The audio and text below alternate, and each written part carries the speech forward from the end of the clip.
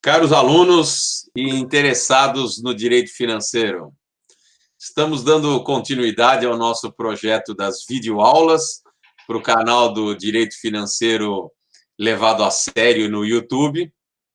E esse é um projeto que tende a atender o interesse e as necessidades dos alunos da Faculdade de Direito da Universidade de São Paulo. Vai ser material de apoio para as disciplinas ministradas tanto na graduação, nesse semestre agora, com a disciplina de orçamento público, quanto nas disciplinas que serão dadas nos semestres subsequentes, da graduação e também da pós-graduação, além também de atender todo o público interessado no direito financeiro, uma vez que essas aulas serão disponibilizadas no canal do YouTube O Direito Financeiro Levado a Sério. E para isso estamos contando, nessas aulas inaugurais, abrindo esse projeto, com a gentil participação e colaboração do Antônio Carlos Dávila Carvalho Júnior. Vamos agora resumir para Antônio Dávila. Muito obrigado, Dávila. Agradeço novamente a sua colaboração. Para quem ainda não viu as aulas anteriores, o Antônio Dávila, ele é graduado em administração pela Universidade Estadual de Londrina, tem pós-graduação em orçamento público pelo Instituto Cezedelo Correia e Centro de Formação da Câmara dos Deputados, onde atualmente ele exerce a função de consultor de orçamentos da Câmara dos Deputados, cargo conquistado por concurso público. Já foi também auditor do Tribunal de Contas da União, também por concurso público, além de ter ocupado outros cargos na administração pública por concurso público. E tem muita experiência na área de direito, em especial nessa área de direito financeiro e gestão fiscal, com um conhecimento bastante profundo na parte de administração e contabilidade, conforme vocês vão notar. E já tem obras publicadas nessa área, várias das quais vamos destacar aqui, a que ele escreveu em coautoria com o Paulo Feijó, do livro Entendendo Resultados Fiscais, Teoria e Prática de Resultados Primário e Nominal, pela editora Gestão Pública. E nessa aula de hoje vai falar conosco sobre o tema fontes de recursos para os créditos adicionais. Então, vocês aproveitem essa aula, vão ver aí que não há melhor maneira de compreender esse assunto do que vê-lo sendo ensinado pelo Antônio Carlos Dávila. Dávila, novamente deixo meus agradecimentos, muito obrigado, a palavra é sua. Opa, obrigado, professor, sempre muito gentil com essas palavras aí iniciais. Vamos lá, vamos falar desse tema, que é um tema super tranquilo, super intuitivo, muito simples da gente aprender, e é um tema muito importante, né? Então, nós veremos aí quais são essas fontes, qual é a legislação que trata dessas fontes, e vamos fazer isso de uma maneira bem didática. Vamos colocar a apresentação aqui na tela para o pessoal.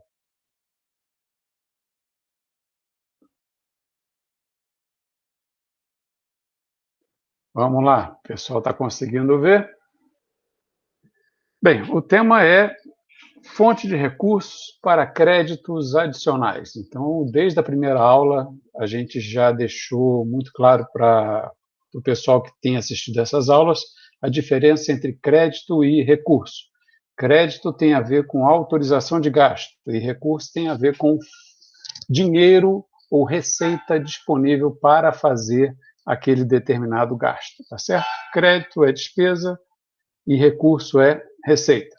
Vamos falar aqui de créditos adicionais. O pessoal deve estar lembrado que crédito adicional são as autorizações de gasto que a gente insere no orçamento ao longo de sua execução, após o orçamento ter sido aprovado, portanto, né? E quando nós formos falar de fontes de recursos, ou seja, receitas para a aprovação de créditos adicionais, nós veremos que essas fontes de recursos se enquadram mais ou menos em 4 categorias. Vamos tentar entender direito quais seriam essas categorias. Bem, vamos imaginar que nós temos aqui um orçamento já aprovado, né, com as suas receitas estimadas e as suas despesas aqui autorizadas. Não precisamos nos preocupar, por enquanto, com valores, está certo? Mas temos aqui as receitas e despesas de um orçamento que já está devidamente aprovado e está em execução, né? Se eu estou falando sobre créditos adicionais, estou falando sobre aumentar despesas, inserir despesas no meu orçamento. Despesas essas para reforçar uma dotação que já exista ou para inserir algo novo dentro do orçamento. Beleza? Então, esses créditos aqui adicionais podem ter como fonte de recurso uma anulação, uma redução de uma outra despesa. Então, aquilo que nós formos anular de despesa vai abrir um espaço para que se coloque essa nova despesa no lugar. Então, a receita que estava sendo utilizada para autorizar aquela despesa que será anulada vai agora passar a autorizar a nova despesa. O que é que isso significa? Que quando nós utilizarmos fontes de recursos desse tipo, o orçamento permanecerá com o mesmo tamanho, tá bom? Bem, um outro tipo de fonte de recurso que a gente terá para um crédito adicional terá como base, terá como origem, como sustentáculo, uma outra receita, né? Uma nova receita. Então, eu tenho, de um lado, a adição de uma despesa com base numa nova fonte de recursos que, ao longo do exercício, eu acabei descobrindo, tá bom? Então, ao fim e ao cabo, o valor do orçamento após a aprovação desse crédito adicional será aumentado. O orçamento, portanto, terá um valor maior do que aquele valor que existia antes da aprovação desse crédito adicional. Tá? Então, o orçamento, vejam aí, ele aumenta de tamanho. Tá joia? Bem, uma terceira hipótese que nós veremos de fonte de recursos para crédito adicional é quando o orçamento, veja que interessante, quando o orçamento já aprovado, ele tem essa cara aqui, ó. Ele tem o quê? Ele tem uma despesa que foi autorizada no montante menor do que a receita que formalmente está estimada dentro do orçamento. Então, repito, é possível que em determinada situação, nós veremos já já que situações são essas, que o orçamento seja aprovado com o valor das receitas maior que o valor das despesas, ou o valor das despesas menor que o valor das receitas. Então, se a gente for trabalhar com aquela ideia de equilíbrio orçamentário, é muito importante observar que nem sempre o orçamento é obrigado a ser aprovado com o valor das receitas igual ao valor das despesas. É possível perfeitamente, de acordo com a Constituição, que você aprove um orçamento cujo montante da despesa seja inferior ao montante da receita. A gente vai ver essa situação daqui a pouquinho.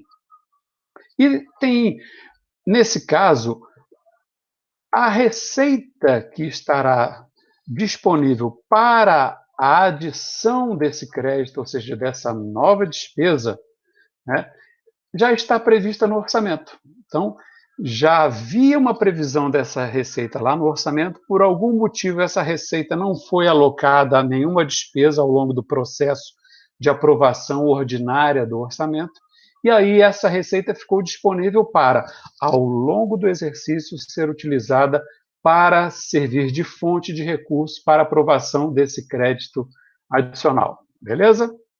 E existe uma outra hipótese, uma quarta hipótese, em que você tem um conjunto de receitas que, em função do orçamento ter sido rejeitado, a Constituição, lá no artigo 166, parágrafo 8º, deixa essa hipótese de maneira muito clara. É possível que o projeto de lei orçamentária anual encaminhado ao Poder Legislativo local, seja na União, no Estado, no DF ou no município, é possível que esse projeto de orçamento seja rejeitado pelo Poder Legislativo. E nesta hipótese, né, o orçamento, como lei, não existirá. No entanto, todo aquele conjunto de receitas que será arrecadado ao longo do exercício não deixará de existir. As pessoas vão continuar a pagar os tributos, independentemente do orçamento ter sido rejeitado ou não. Tá certo? Então, ao longo do exercício, é possível que essa receita aqui, essa área que está aqui em azul, né, que embora não tenha sido formalmente estimada dentro de um orçamento, já que ele foi rejeitado na forma de um projeto, né, é possível que essa receita sirva, mediante créditos adicionais que serão aprovados ao longo do exercício, tá certo? É possível que essa receita seja utilizada para bancar essas novas despesas. Tá? Então, nós teremos aí um orçamento que, na realidade, ao longo do exercício, será aprovado por intermédio da aprovação de inúmeros créditos adicionais. Joia? Então, tendo essa noção de como que essas fontes atuariam, né, aumentando o valor do orçamento, mantendo o orçamento com o valor do jeito que estava, todas essas fontes atuariam no termos de aritmeticamente falando, com o orçamento desse jeito. Mas nós vamos ver, a partir de agora, quais seriam especificamente essas fontes e vamos descer um pouquinho mais no detalhe, tá bom?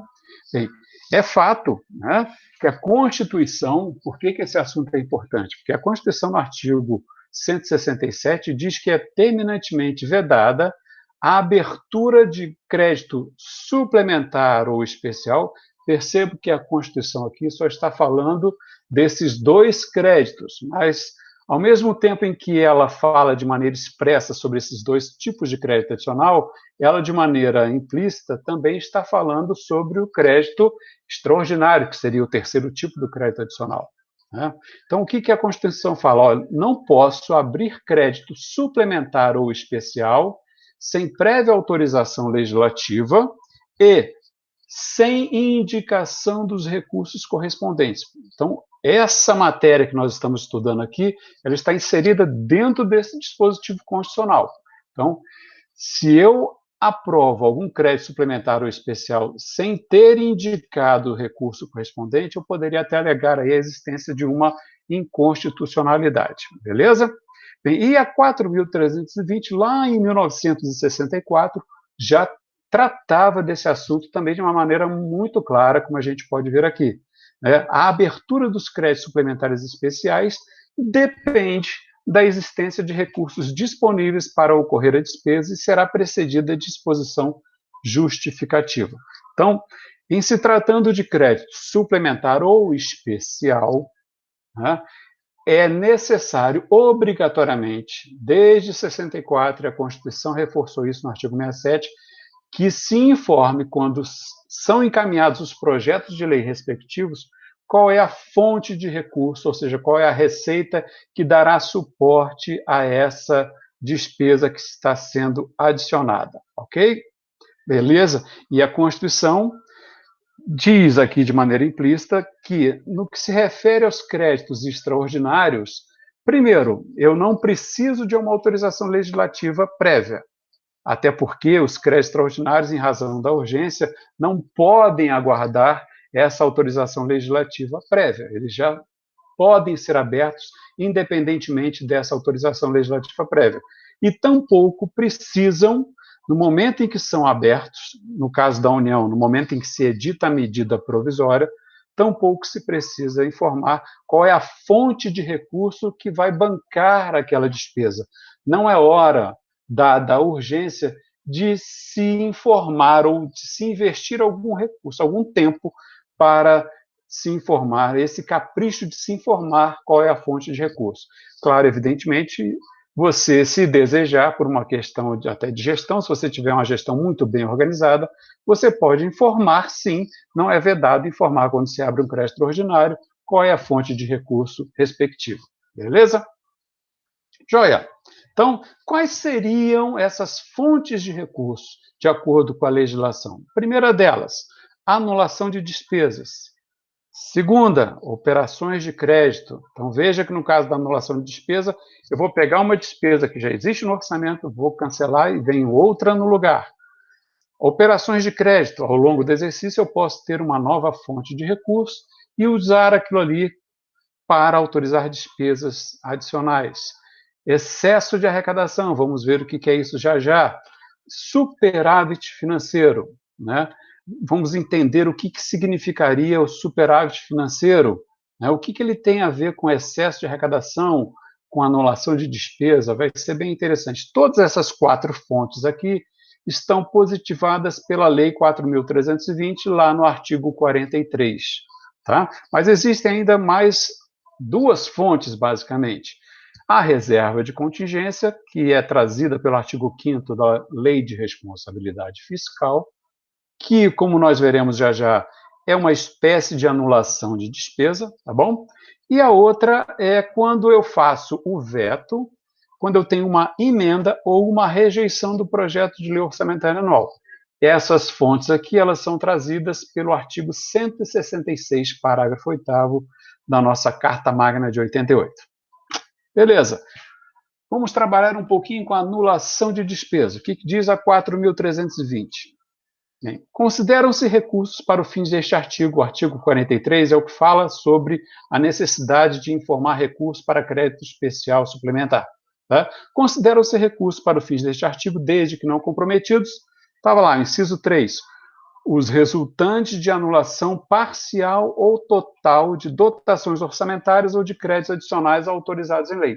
Então, se porventura já existe uma autorização para um determinado gasto que foi concedido lá na lei orçamentária anual original de fábrica, ou até mesmo que foi concedida por um crédito adicional já aprovado ao longo do exercício, é possível anular no todo ou em parte essa dotação, esse crédito já existente, para dar lugar a uma nova despesa que se insere ou que reforça uma dotação já existente. Beleza?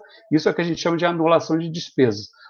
Vamos pegar aqui um exemplo. Imagina que a lei orçamentária de 2020 tem a despesa A, B e C aprovada nesses montantes, e eu vou encaminhar um projeto de lei de crédito adicional ao Congresso Nacional, ou, se for o caso de um município, à Câmara de Vereadores e por aí afora. Tá? Esse projeto de lei de crédito adicional precisa informar, né, qual é o tipo do crédito adicional. Então, ele vai lá dizer, ó, estou fazendo um crédito adicional suplementar para reforçar a despesa A no montante de 700. E precisa, como nós vimos agora há pouco, informar qual que é a fonte de recurso. Então, lá na receita, quando eu estiver colocando lá na receita desse projeto de lei, eu vou dizer, olha, é a anulação da despesa C. Eu não preciso dizer se ela é uma anulação parcial ou total. Basta comparar o valor desse crédito, 700, com a dotação que já existe, e a gente vai, claro, concordar que se trata de uma anulação parcial. Beleza? Então, se eu vou anular a despesa C no montante de 700, ao aprovar esse projeto de lei lá no âmbito do parlamento, eu tenho agora a lei orçamentária de 2020 com novos montantes, com a despesa A em 5.700 e a despesa C baixou para 1.300. Simples assim, o orçamento continua com o mesmo montante, não tem segredo nenhum a utilizar essa fonte de recurso. Joia? Reserva de contingência. Já que estamos falando de anulação de despesa, a reserva de contingência é uma anulação de despesa. A única diferença aqui é que a reserva de contingência é uma dotação aqui do tipo global. Né? Você simplesmente pega um pedaço da sua receita e reserva para algo que você não sabe ainda o que vai ser.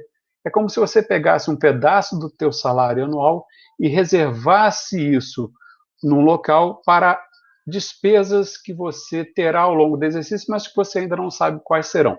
Tá certo? E onde é que esta reserva está prevista, uma determinação para que exista dentro de cada orçamento aprovado?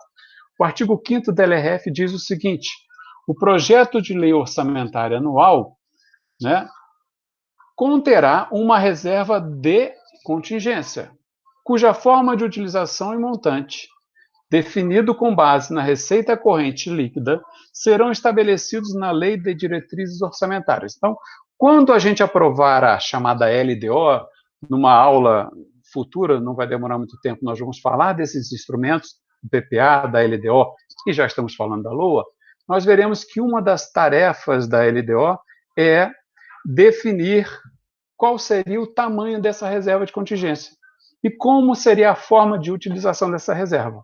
Tá? Então, a LDO vai definir isso daí, mas já se saberá. Só um minuto. Alô?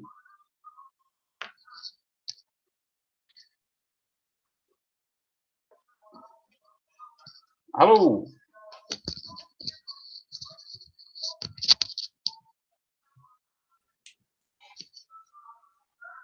Alô, professor? Tudo bem? Tudo? Aconteceu alguma coisa?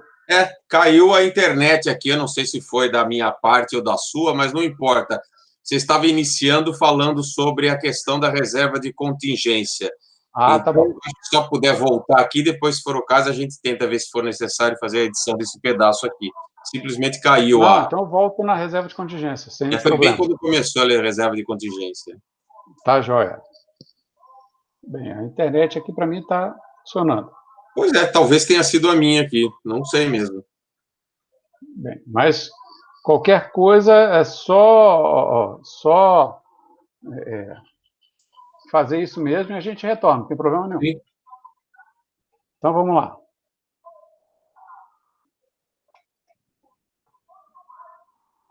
Isso, Posso ir lá? isso, estava bem nesse pedaço aí. Então vamos lá. 3, 2, 1.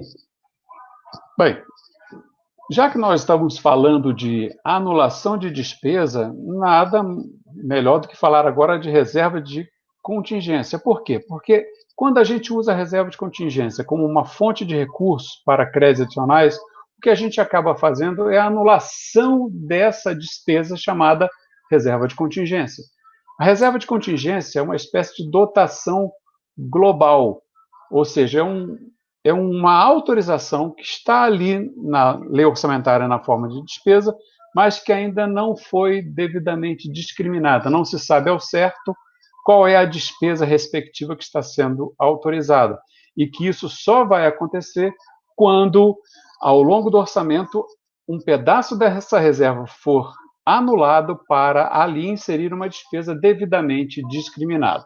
E a LRF, no artigo 5º, diz de maneira muito clara que o projeto de lei orçamentária anual, então, desde que se elabora o projeto da LOA, é preciso que ela contenha uma reserva de contingência. E será a lei de diretrizes orçamentárias que vai definir qual é o tamanho dessa reserva de contingência. Mas esse é um assunto para uma outra aula, tá certo? O que a gente tem que ver é o seguinte, que a LOA conterá uma reserva de contingência cuja forma de utilização e montante, definido com base na receita corrente líquida, que é um parâmetro importantíssimo de gestão fiscal, que também a gente vai ver em outra ocasião, né? Será utilizada para o que essa reserva? Destinada ao atendimento de passivos contingentes e outros riscos e eventos fiscais imprevistos. Então, é possível que ao longo do ano você seja obrigado a fazer um gasto que não esperava, ainda que ele não seja urgente, tá certo? Mas pode ser um gasto urgente, e você utilizará essa reserva de contingência. E utilizar a reserva de contingência nada mais é do que anular uma despesa também. Olha só esse exemplinho que a gente tem aqui. Imagine que a lei orçamentária de 2020 tenha sido aprovada no valor de 30 mil, com a despesa D e a despesa E, e uma reserva de contingência no valor de 6 mil. Por algum motivo, a LDO definiu que seria esse montante, tá certo? Eu encaminho o projeto de lei de crédito adicional para inserir ali no orçamento de 2020 a despesa Z no valor de 2 mil, vou utilizar como fonte reserva de contingência. Quando eu falo isso, o que eu estou dizendo é que essa reserva de contingência será anulada no montante de 2 mil, uma espécie de anulação parcial dessa dotação. E aí agora o orçamento terá a despesa D, a despesa E e a despesa Z no valor de 2 mil, e a reserva de contingência de 6 mil vai descer o seu montante para 4 mil reais, ok? Outra fonte de recurso, operação de crédito. Voltamos aqui ao artigo 43 da 4.320, que diz ali no inciso 4, né? O produto de operações de crédito autorizadas. Então, uma operação de crédito que você vai contratar, ela, para ser uma fonte de recurso, ela tem que ter a sua contratação, melhor dizendo, autorizada pelo Poder Legislativo. Então, olha, uma operação de crédito só pode servir de fonte de recurso para crédito adicional se o produto dessa operação de crédito, né, tiver sido autorizado, ou seja, se a contratação tiver sido autorizada pelo Poder Legislativo, em forma que juridicamente seja possível ao Poder Executivo realizá-la ao longo do exercício. Tá bom? Então, aqui, ó, temos a LOA 2020, com as despesas autorizadas no montante de 10 mil, encaminha um projeto de lei de crédito adicional para inserir a despesa K, tendo como fonte de recurso uma operação de crédito. A primeira hipótese, que eu vou listar 3 aqui, a primeira hipótese para que eu tenha essa operação de crédito autorizada, ou seja, que tenha a sua contratação autorizada, é quando eu encaminho um projeto de lei para, lá no processo legislativo ordinário, autorizar num projeto de lei específico a contratação dessa operação de crédito. Feito isso, né, se eu tiver essa lei aqui autorizando a contratação, eu posso, aqui no processo legislativo orçamentário, colocar a estimativa do produto que eu vou obter com essa operação de crédito dentro desse projeto de lei de crédito adicional. E aí sim, aprovado esse projeto de lei de crédito adicional, agora a minha lei orçamentária de 2020 terá o montante da receita elevado até 12 mil e a despesa K inserida ali na forma de um crédito, beleza? E aí eu executo essa despesa sem nenhum problema. Então, veja, essa primeira hipótese foi quando eu autorizei a contratação do empréstimo fora do processo legislativo orçamentário, lá no projeto de lei específica, dentro do processo legislativo ordinário. A segunda hipótese é quando eu trago para o próprio projeto de lei de crédito adicional esse dispositivo que me autoriza a contratação da operação de crédito. E eu faço, como nós vimos numa aula passada, com base numa exceção ao princípio da exclusividade, certo? E aí, tendo aqui nesse projeto de lei já essa autorização para a contratação da operação de crédito, eu economizo um tempo danado, porque tudo isso será feito dentro do próprio processo legislativo orçamentário destinado a aprovar o crédito adicional. Aprova esse crédito adicional e agora meu orçamento tem os novos valores que a gente já conhece.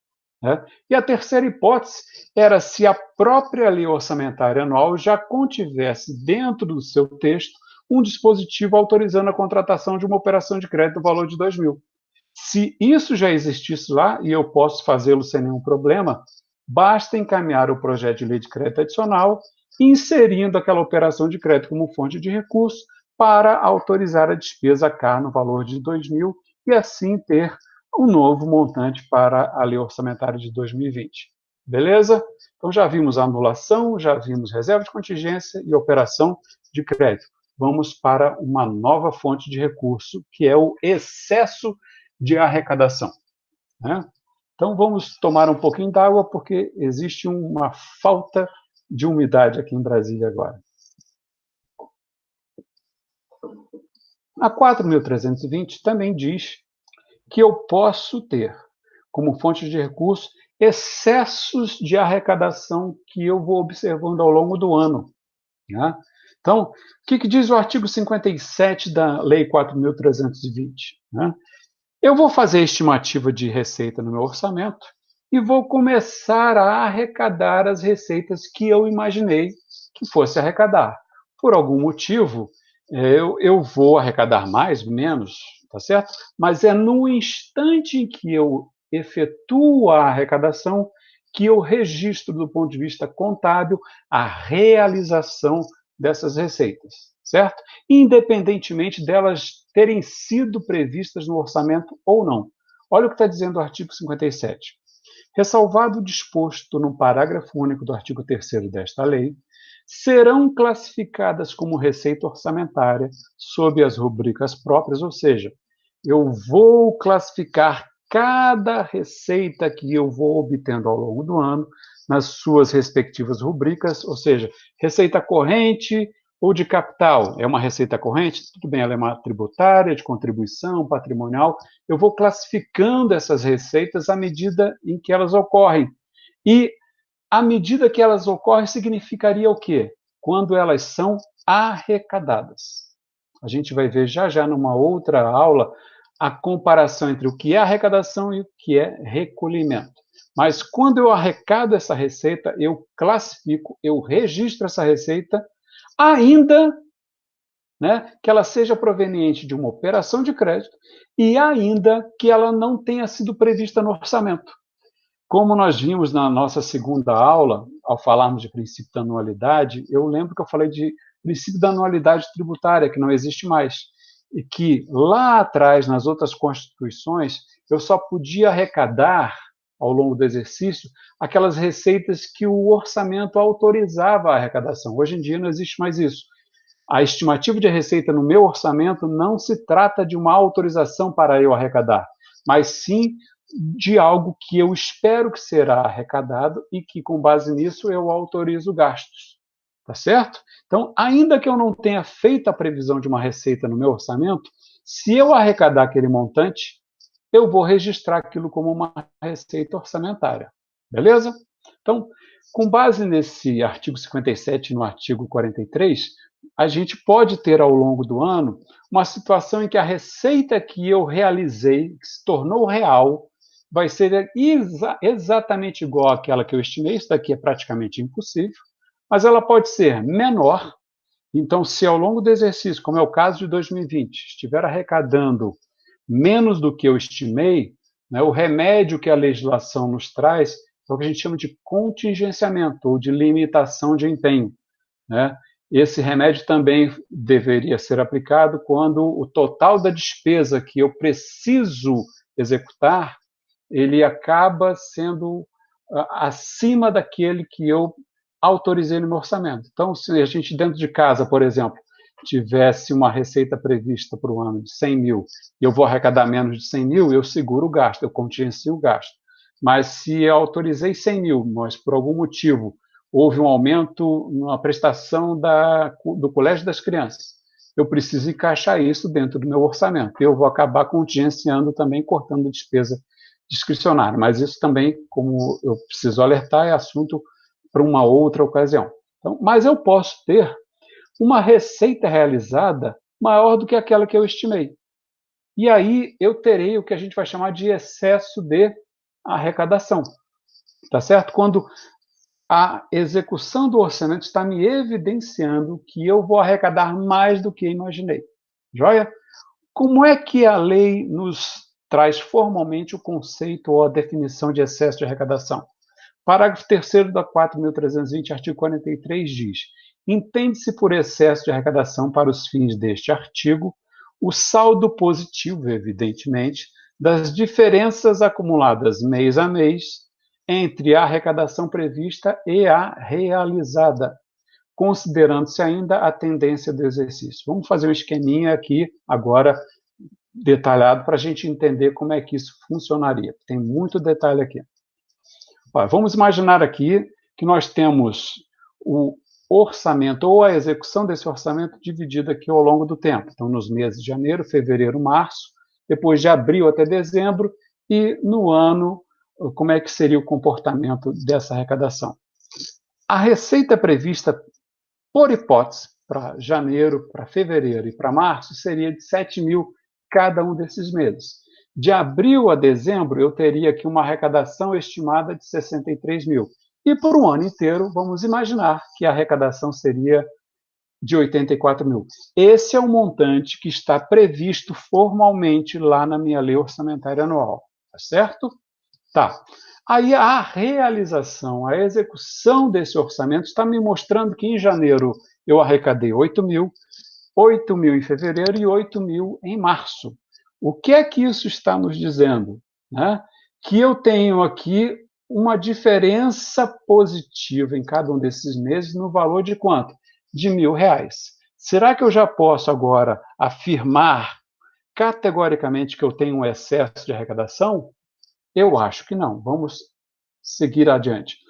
No valor acumulado, eu tenho aqui até o mês de março R$ 3.000, tá certo?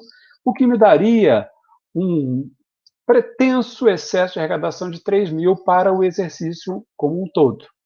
Acontece que, lembre-se o que estava escrito no artigo 43 da 4.320, parágrafo 3º, eu preciso levar em consideração o que vai acontecer ao longo do restante do exercício? Qual é a tendência do exercício? É que a receita se comporte da mesma forma que estava se comportando até o mês de março? Né? Eu preciso saber disso, porque é possível que alguma receita tenha sido paga de maneira antecipada. Então, eu tenho que saber a tendência. O que vai acontecer de abril a dezembro? No nosso exemplo aqui, apenas por hipótese, eu vou descobrir que de abril a dezembro a tendência é que eu arrecade menos 2.100 do que eu imaginava. Então, daqueles 63 mil que eu havia imaginado arrecadar para o resto do exercício, eu vou arrecadar menos 2.100. Tá certo? Vou arrecadar apenas quanto? 60.900. Então, se de abril a dezembro a minha estimativa não é arrecadar 63 mil, mas apenas 60.900, eu não posso dizer que aquela diferença acumulada de 3 mil é o meu excesso de arrecadação. Tá certo? Porque para o ano, o que essa tendência está me mostrando é que eu só vou arrecadar 84.900 e não 87 mil. Então, o que é que significa? Que o meu excesso de arrecadação, na realidade, é apenas de R$ 900. Joia? Então, é fundamental conhecer o comportamento da receita ao longo de cada mês e também super fundamental descobrir qual é a tendência de comportamento até o final do ano. Então, quando o gestor público se depara no dia a dia com esse tipo de atitude, o que a gente vê na realidade é que, ao longo do exercício, novas estimativas de receita vão sendo realizadas, com base em parâmetros que são cada vez mais próximos daquela realidade que a gente imaginou lá no ano passado. Então, as novas estimativas de receita vão ficando cada vez mais reais, tá certo? E elas podem ser trazidas para o orçamento, se forem positivas, na forma de novos recursos para autorizar créditos adicionais. Agora, com um detalhe super importante, que é o seguinte: quando eu abri o crédito extraordinário, de acordo com a Constituição ou com a 4.320, eu não fui obrigado a informar qual era a fonte de recurso. E a 4.320 nos alerta para o seguinte: olha, para o fim de apurar os recursos utilizáveis provenientes de excesso de arrecadação, deduzir-se-á, evidentemente, se você usou, né? Se você usou, ou se você não informou, melhor dizendo, qual era a fonte de recurso para o crédito adicionário quando você abriu esse crédito extraordinário, então você vai deduzir do excesso de arrecadação calculado até então o montante que você utilizou para o crédito extraordinário. Então, deduzir-se-á a importância dos créditos extraordinários abertos no exercício. Lembra que a gente não precisou indicar qual era a fonte de recurso para um crédito extraordinário? Se a gente não indicou, a gente vai descontar, beleza? Mas, só abrindo parênteses, geralmente, pelo menos no caso da União, todo crédito extraordinário informa uma fonte de recurso quando é aberto. Tá joia? Mas aqui é só para a gente entender essa lógica do artigo 43. Então, se, por hipótese, no mês de fevereiro, nós abrimos um crédito extraordinário no valor de 720 e não informamos a fonte de recurso, a gente tem que, para fins de saber o montante utilizável proveniente de excesso de arrecadação, deduzir os 720 daqueles 900. E aí, na realidade, o que nós temos aqui de recurso efetivamente disponível, proveniente de excesso de arrecadação, é apenas 180 e não os 900. Entendido o que é excesso de arrecadação? Próxima fonte aqui. A Constituição diz aqui no parágrafo 8º do artigo 66 o seguinte: os recursos que, em decorrência de veto, emenda ou rejeição do projeto de lei orçamentária anual ficarem sem despesas correspondentes, poderão ser utilizados, conforme o caso, mediante créditos especiais ou suplementares com prévia e específica autorização legislativa. Então, olha só, é possível que ocorra veto, é possível que ocorra uma emenda e é possível, inclusive, a rejeição do projeto de LOA. Quando isso acontecer, receitas que haviam sido estimadas nesse projeto ficarão sem despesas correspondentes. Eu posso, se for o caso, se eu desejar, utilizar isto daqui como fonte de recurso para crédito especial ou suplementar, com prévia e específica autorização legislativa. Por que a Constituição não falou aqui do crédito extraordinário? Por que crédito extraordinário, meu amigo? Você não precisa indicar a fonte de recurso, tampouco precisa de autorização legislativa prévia, beleza? O que é que eu quero dizer com isso? É que, se por acaso recursos ficarem sem despesas correspondentes em função de veto, emenda ou rejeição, esses recursos podem sim ser utilizados para créditos extraordinários, inclusive. Só que não precisa, como já disse, informar a fonte ou de autorização legislativa prévia. Vamos continuar aqui. Estamos aqui com o projeto da lei orçamentária para 2021. Vamos encaminhar aqui até o final de agosto isso para o Poder Legislativo da União. Né? Temos as receitas estimadas e aqui uma despesa A e uma despesa X que estão querendo ser autorizadas. Né?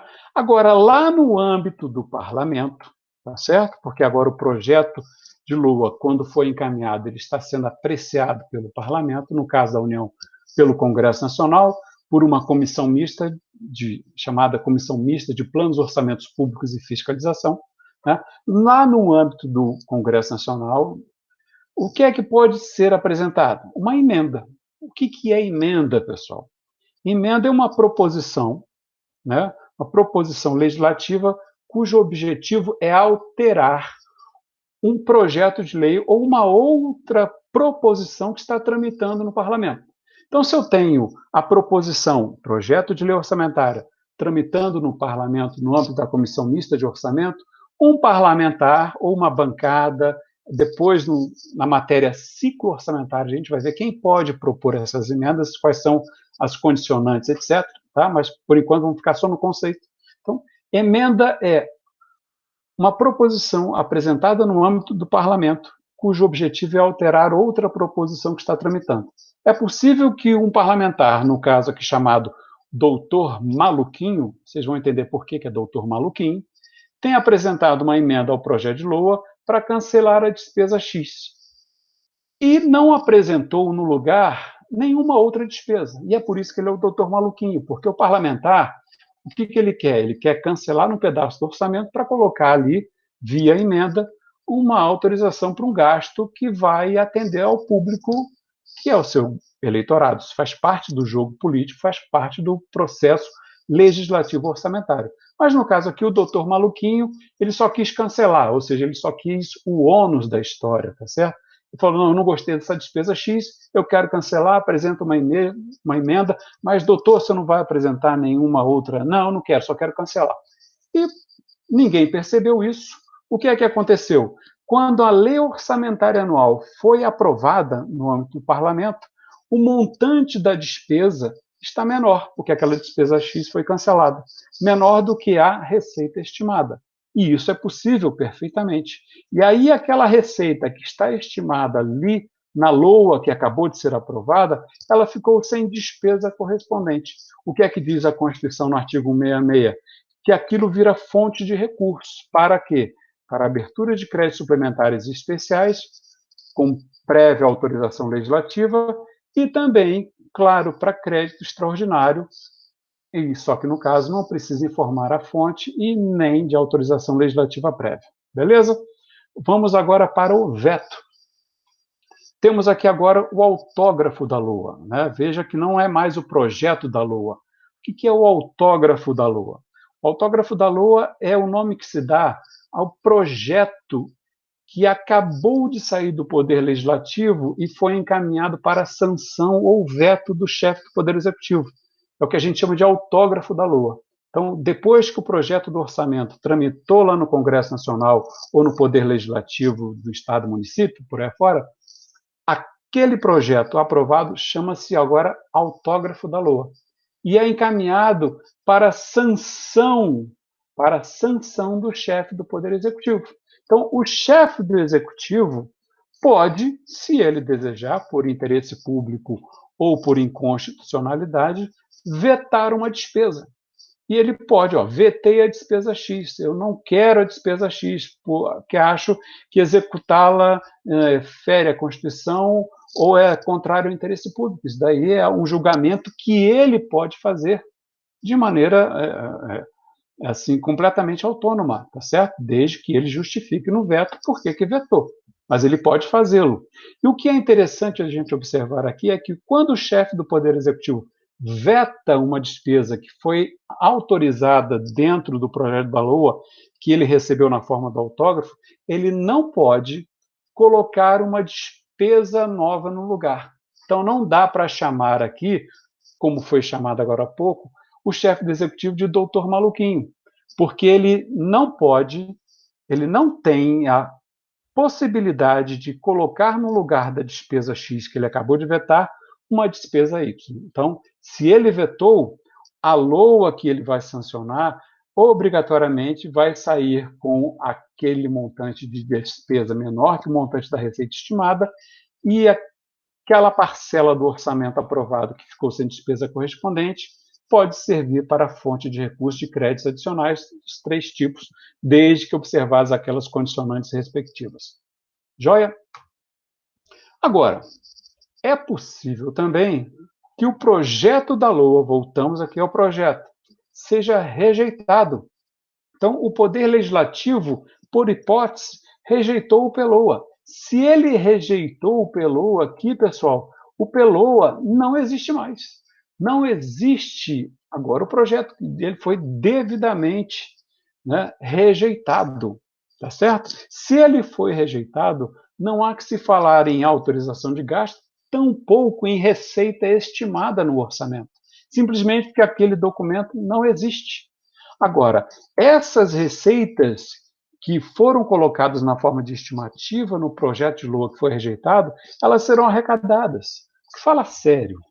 Alguma vez na sua vida, antes de pagar um tributo, um IPTU, um imposto de renda, ICMS, o que seja, você se perguntou assim, vem cá, o projeto de LOA foi aprovado no parlamento para esse ano? Ah, se não foi aprovado, se ele foi rejeitado, eu não vou pagar o tributo?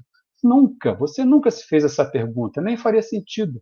Porque mesmo sem uma lei orçamentária aprovada, você vai continuar a recolher os seus tributos, o Estado vai continuar a arrecadar os laudêmios, os aluguéis, vai continuar privatizando e por aí fora. As receitas serão arrecadadas ao longo do exercício e poderão perfeitamente servir de fonte de recursos para o quê? Créditos suplementares especiais e inclusive para créditos extraordinários. Joia? Então, rejeição do PELOA gera, sim, é possível e gera recurso para autorizar créditos adicionais. E, por fim, né, não menos importante, o superávit financeiro. O que diz a 4.320 sobre o superávit financeiro? Considera-se recurso para o fim deste artigo, desde que não comprometidos, isso é super importante em superávit financeiro, né? O superávit financeiro apurado em balanço patrimonial do exercício anterior. Vamos tentar entender isso daqui, trazendo para vocês um exemplo bem detalhado, bem básico, para que a gente compreenda intuitivamente aqui esses conceitos, essas definições. Tá? A 4.320 diz assim, entende-se por superávit financeiro a diferença positiva entre o ativo financeiro e o passivo financeiro, conjugando-se ainda os saldos dos créditos adicionais transferidos e as operações de crédito a eles vinculadas. Meu Deus do céu, que coisa louca é essa? Vamos tentar entender isso. Né? O que é ativo financeiro e passivo financeiro? Não vai ser uma aula de contabilidade pública, não, de jeito nenhum. Mas vai ser uma aula aqui agora que vai trazer para a gente a noção do que seria um ativo financeiro e um passivo financeiro. É muito simples. Né? Superávit financeiro, vocês vão concordar comigo, vou fazer um resumo do que eles vêm a ser agora e depois eu vou detalhar, tá certo? Superávit financeiro, presta atenção, qual é a ideia dele? O que ele vai significar? Imagina que a gente tem uma lei orçamentária de 2000x1 aqui, um exercício qualquer, uma receita estimada em 1.000, uma despesa autorizada no valor de 1.000. E aí, ao executar o orçamento, eu vou arrecadar. A arrecadação, ou seja, o mundo real, me trouxe uma receita maior que aquela que eu estimei. Então, eu tive R$ 1.000, conforme eu estimei, e mais 200 além do que eu estimei. O que é que a gente viu agora há pouco em relação a excesso de arrecadação? Que esses 200 aqui representariam, olha que interessante, ao longo do exercício, esses 200 que eu vou arrecadando a mais do que eu estimei, chama-se excesso de arrecadação. Joia? Agora, esse excesso de arrecadação, como a gente vai ver depois, vai virar algo que a gente vai descobrir o que é. Começo a executar o orçamento. Veremos daqui a pouco o conceito de empenho. Né? Empenhei, ou seja, dei início à execução do orçamento, comecei a utilizar as despesas que foram autorizadas. E ao longo do exercício, eu utilizei apenas 850. Eu tive, portanto, o que a gente chama de economia de despesa. Eu consegui executar o que eu planejei, utilizando menos autorizações, portanto, menos recursos do que eu imaginava que ia precisar. Né? Então, o que é que a gente vê ao final do exercício, lá em 31 de dezembro de 2000x1? Né? Se a gente for verificar isso, o impacto disso lá no meu ativo financeiro, no meu passivo financeiro. Né? Só fazer um parênteses aqui, antes que eu me esqueça. Essa história de superávit financeiro não tem nada a ver com aquela história de superávit primário, tá certo? Vou até fazer algumas aulas específicas sobre esse assunto, mas, por favor, não confundam isso com superávit primário. Joia? Então tá. O que é que vai acontecer com o meu ativo financeiro e meu passivo financeiro ao final desse exercício? Né? Vai ter um valor lá de 350 que eu vou chamar de superávit financeiro. O que representa esses 350 de superávit financeiro no final do exercício? Representa o quê? A soma daquele excesso de arrecadação no valor de 200 que eu tive ao longo do exercício com a minha economia de despesa ao longo do exercício também de 2000x1. Ou seja, todo aquele montante de R$ 1.200 que eu arrecadei, eu só utilizei efetivamente 850. 350 provenientes de um excesso de arrecadação e de uma economia de despesa vão virar superávit financeiro no final do ano. Por isso que lá no artigo 43 fala que é no balanço patrimonial do exercício anterior, porque eu só vou descobrir esse valor de 350 aqui quando o exercício já se encerrou. E agora eu tenho em 2000x2, olhando para o balanço patrimonial do final do ano passado, né, R$350 que eu vou poder utilizar para abrir créditos adicionais ao longo de 2000x2. Joia? Então, a ideia que eu queria passar para vocês de superávit financeiro é: superávit financeiro, na realidade, desde 1500, quando o Cabral chegou aqui, tá? Representa tudo aquilo que eu arrecadei desde lá de trás e que, por algum motivo, após o encerramento do último exercício financeiro, ficou sem nenhuma alocação. É recurso que eu economizo ao longo do tempo, tá bom? Mas vamos fazer o seguinte, vamos detalhar isso um pouco mais. Vamos criar um país chamado Afolândia, Administração Financeira e Orçamentária Lândia, Afolândia. Então, precisamos aprovar o orçamento de Afolândia. Então, aqui, ó, vocês estão vendo aqui embaixo? Aprovamos a primeira lei orçamentária anual de Afolândia, com receitas estimadas em 100 e autorização para a despesa A em 100. Então, está aqui, ó, receita estimada 100, despesa A autorizada no valor de 100. O que é que vai acontecer com o meu ativo e com o meu passivo financeiro?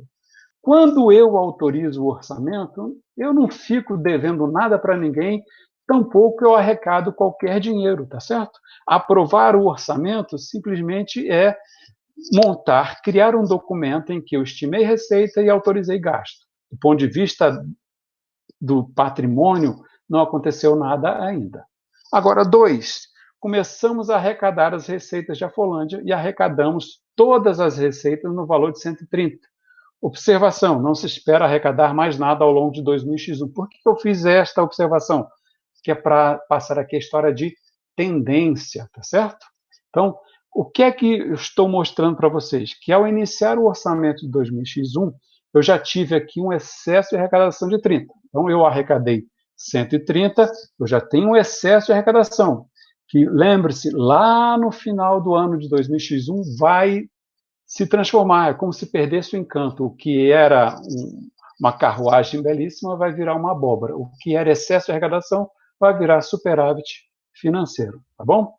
Então, aqui, ó, quando eu arrecado esse dinheiro, o meu ativo financeiro, as minhas disponibilidades, o meu disponível aumentou para 130. Joia? 3. Iniciamos a execução da despesa, empenhando a despesa A em 65. E aí eu trago para vocês o conceito de empenho. Então, o ato por intermédio do qual se considera realizada uma despesa orçamentária, ou seja, a execução do orçamento tem início com o chamado empenho. O que é um empenho? Empenho de despesa é o ato emanado de uma autoridade competente, ou seja, quem pode decidir pelo início daquela execução em cada um dos poderes, em cada um dos órgãos, né, que vai criar para o Estado, presta muita atenção aqui, cria para o Estado uma obrigação de pagamento. Então, veja só a lógica do setor público. O setor público ele tem uma prudência muito grande, tanto na receita quanto na despesa. Então, o que é que se diz? Que quando eu empenho, embora eu ainda não tenha contratado nada, embora o fornecedor não tenha entregue nenhum produto, o simples fato de empenhar, ou seja, de comprometer aquela dotação que me foi autorizada para a despesa A, já é suficiente para eu, Estado, registrar no meu passivo financeiro uma obrigação de pagamento.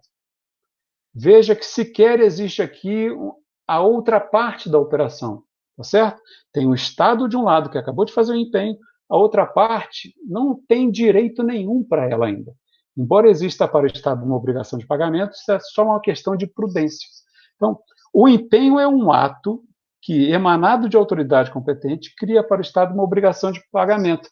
E olha que interessante, pendente ou não do implemento de condição, porque ainda a outra parte da operação pode estar me devendo a entrega do produto, ou eu posso ter feito isso de maneira imediata. Joia? Então, vamos lá. Empenho é isso. Empenho não é fato gerador, empenho é reservar daquela autorização de R$100, 65 para uma despesa que eu ainda vou realizar. Quando eu executo o empenho, o que é que acontece em razão do artigo 58 da 4.320? O registro de um passivo financeiro, no valor de 65. Joia? 4. Eu empenhei, fui atrás do fornecedor, ele me entregou o produto. E eu acabei de verificar que o fornecedor da despesa A entregou todos os produtos prometidos. Mas até aquele momento, só foi possível atestar a entrega de parte dos mesmos, no valor de 48. Então, eu comprei R$65 mil de computadores. Mas até agora, naquele momento, eu só consegui testar R$48 mil dos computadores. Dos 100 computadores, eu testei, 70 computadores. Ainda falta testar alguns computadores. Então, o que é que eu estou querendo dizer com isso?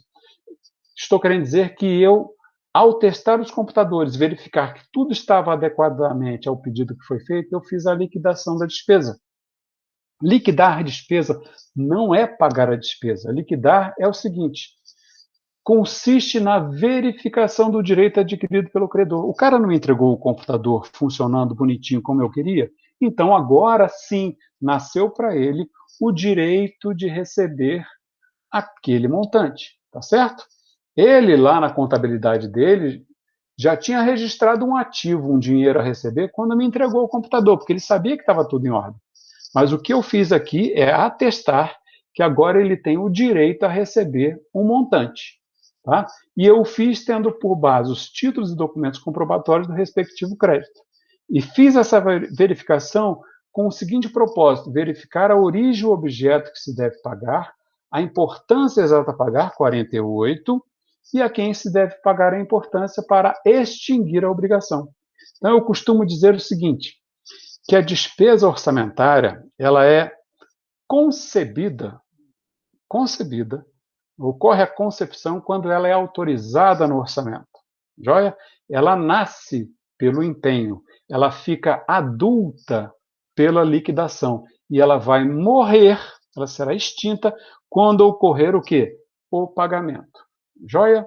Então, liquidar não é pagar. Liquidar é verificar que tudo que foi combinado foi devidamente entregue pelo fornecedor. Então, a liquidação é o próximo estágio da execução dessa despesa. E quando eu faço isso, aquela despesa, aquele meu passivo financeiro que representava R$ 65 de empenho, agora ele tem lá 17 de empenhos que já foram emitidos que ainda não passaram pela liquidação e 48 de empenhos que foram emitidos e que já passaram pela liquidação. Joia? Por isso que eu separei esse passivo financeiro em duas partes aqui. 5. Agora eu vou pagar o fornecedor. Eu vou entregar para ele R$ 25. Então, quando eu pago R$ 25, aquele pedaço da despesa terminou seu processo de execução, cujo início foi lá no empenho. Então, ela nasceu pelo empenho, ficou adulta pela liquidação e morreu pelo pagamento. Joia? Beleza? E ao fazer isso, o que é que vai acontecer com o meu passivo financeiro e com o meu ativo financeiro? O meu ativo financeiro, que era 130, passou para 105, que agora eu tirei R$ 25. O que era 48 de empenhos já liquidados, agora passaram para 23, porque eu tirei dos 48, 25. Joia? Bem, feito isso, o exercício financeiro foi encerrado em finalzinho de 2000X1, chegou. Terminei o exercício financeiro. Terminei desse jeito aqui. O que é que acontece agora? Vou introduzir para vocês o conceito de restos a pagar. Né? Por isso que eu deixei o superávit financeiro para o final, por conta desses conceitos novos que a gente está aprendendo hoje aqui. Consideram-se restos a pagar, de acordo com a 4.320, as despesas que foram empenhadas, mas que não foram pagas até 31 de dezembro. Então, distinguindo-se essas despesas em processadas das não processadas. Vou repetir. Eu vou chamar de restos a pagar aquelas despesas que foram empenhadas, lembra 65? Mas que não foram pagas, ou seja, passaram pelo empenho, mas não chegaram no estágio do pagamento. Isso vai ser restos a pagar. Vou distingui-las em processadas das não processadas. O que são as não processadas? São aquelas que foram empenhadas, mas que não passaram sequer pelo estágio da liquidação. Não foram liquidadas. Foram empenhadas e ainda não foram liquidadas. E processadas, aquelas que foram empenhadas, já foram liquidadas, mas que, por definição, se é restos a pagar, ainda não foram pagas. Tudo bem? No nosso exemplo, eu tenho ali, dos 65 que foram empenhados, quantos que não passaram pela liquidação? 17. São chamados restos a pagar não processados, que eu coloquei em azul lá no passivo financeiro. E o que é essa parte equivalente a R$ 23? É o empenho que já passou pela liquidação, mas que não foi pago. É o restos a pagar processado. Total dos restos a pagar vai dar quanto? Vai dar 40, que é a diferença entre 65 de empenho e o 25 do pagamento. É empenho que não foi pago, dividido nesses dois grandes grupos. Joia? Então, feito isso daqui, a gente já pode apurar o chamado superávit financeiro, que era a diferença positiva entre o quê? Entre o ativo financeiro, 105, e o passivo financeiro, 40. Um menos o outro vai dar quanto? 65. O que representa esses 65? Né? Vamos pegar aqui daquele recurso que foi arrecadado. Joia? Eu tenho 25 que foi arrecadado, que passou pelo empenho, a liquidação e já saiu lá pelo pagamento. Então, 25 entraram no meu ativo financeiro e já saíram desse ativo financeiro via pagamento. Eu tenho 40 que foi arrecadado, entrou no meu ativo financeiro, foi empenhado, joia, mas ainda não foi pago. Mas esse recurso que está lá no meu ativo financeiro, esses 40, já estão comprometidos com o empenho que eu inscrevi em restos a pagar, cuja execução eu vou continuar no exercício subsequente. Ele não vai morrer. Joia? Ele não morreu. Então, quando ele é inscrito em réis a pagar, aquela despesa continua sendo executada no exercício subsequente. Joia?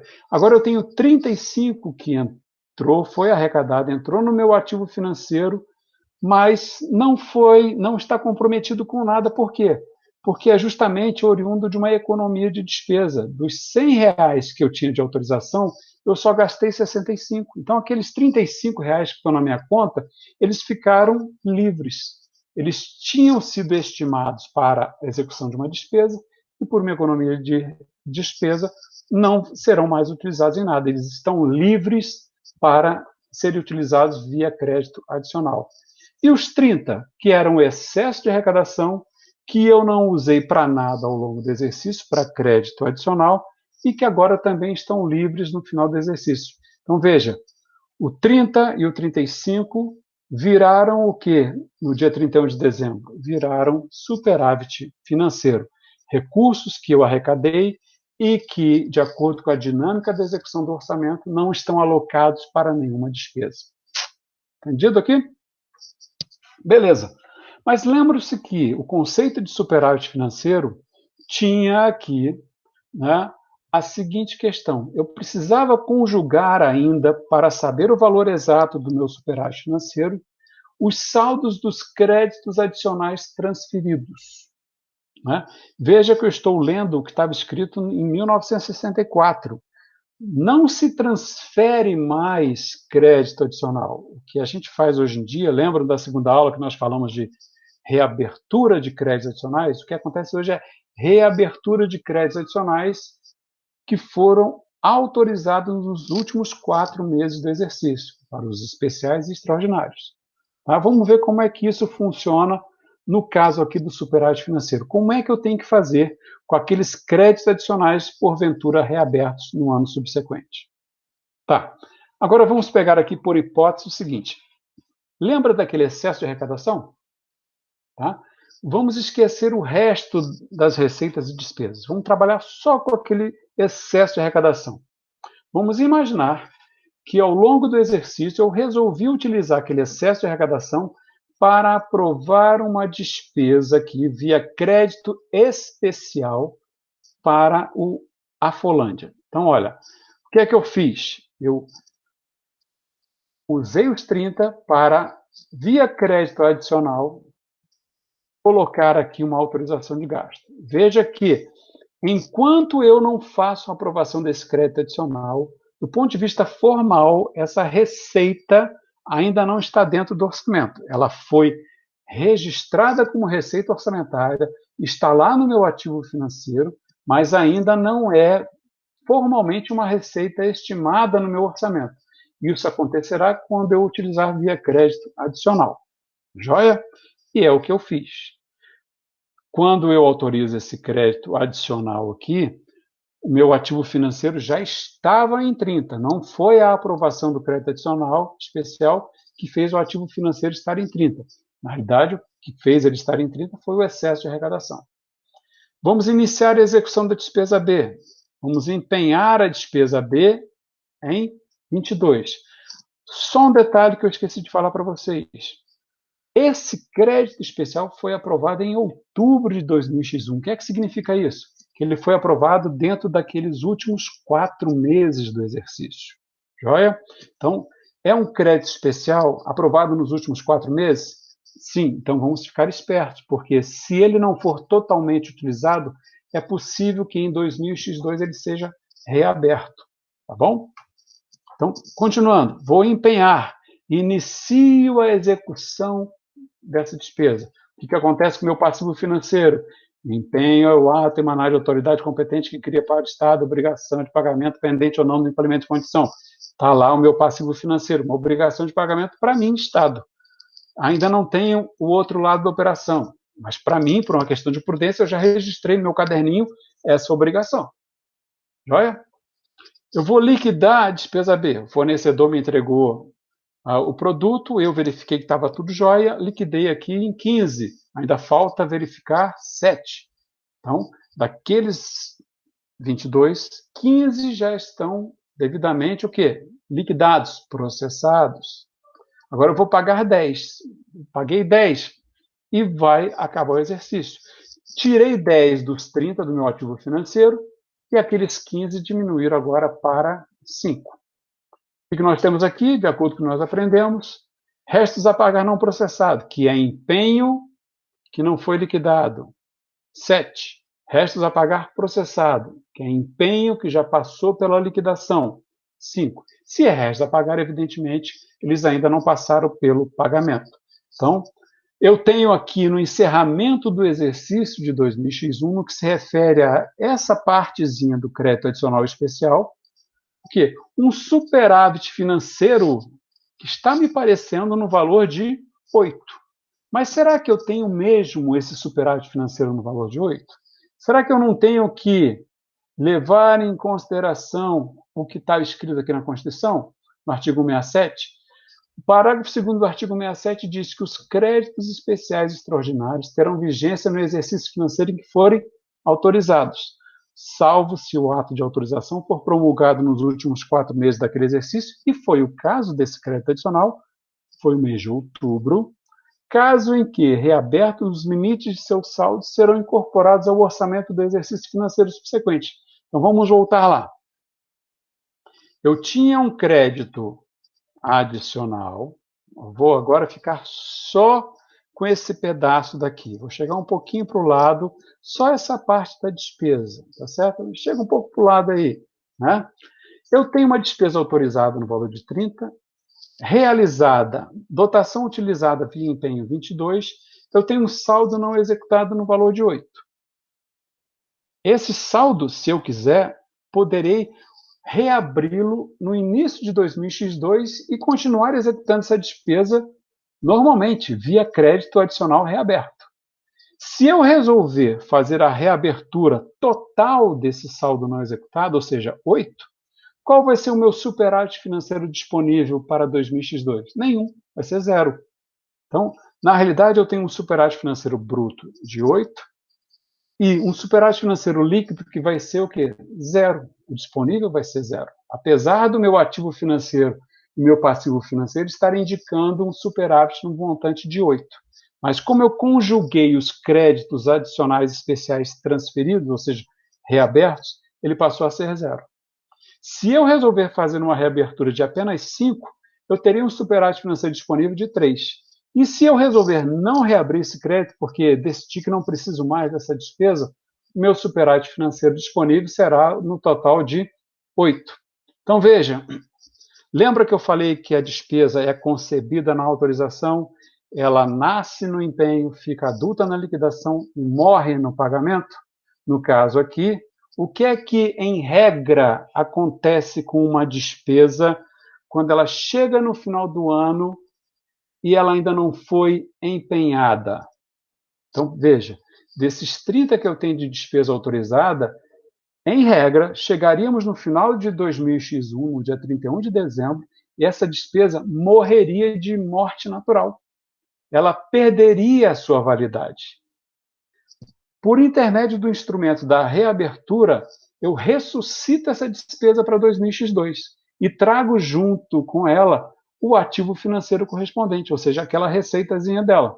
Então, se eu resolvi ressuscitar toda essa despesa no valor de 8, eu trago todo o superávit financeiro junto, ele fica completamente indisponível.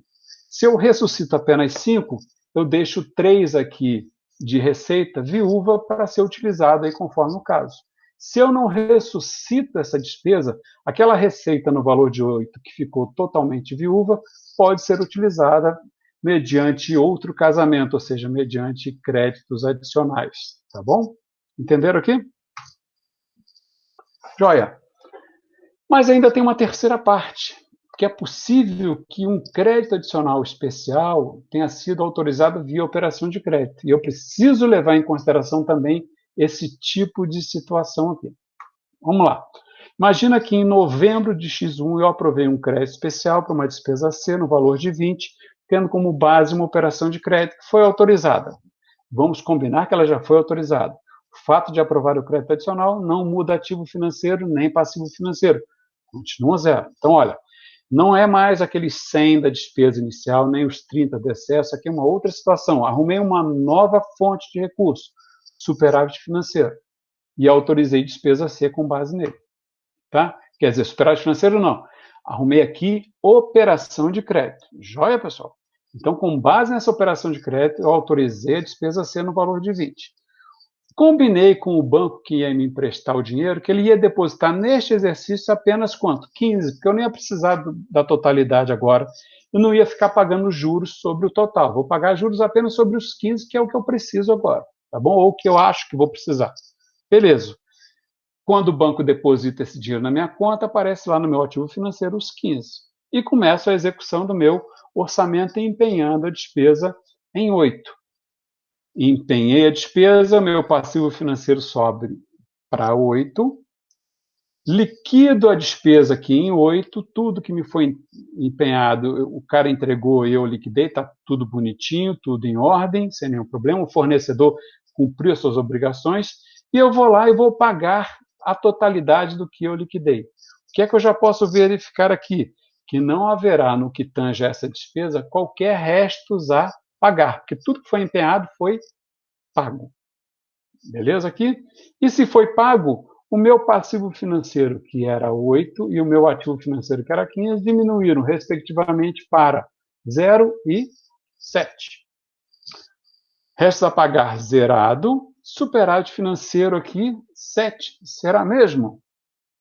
Né? Eu tenho que verificar primeiro. Eu não vou voltar à conta anterior, mas lembre-se que se trata de um crédito especial autorizado em dezembro, em novembro.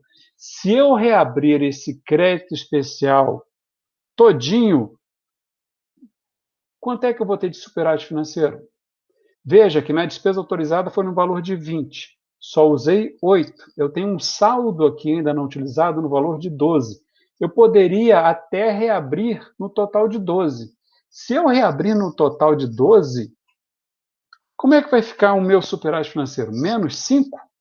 Não, é que eu tenho que levar em consideração o que, pessoal? Que o banco ainda não me depositou o quê? Os R$5. Só vai fazê-lo no ano que vem.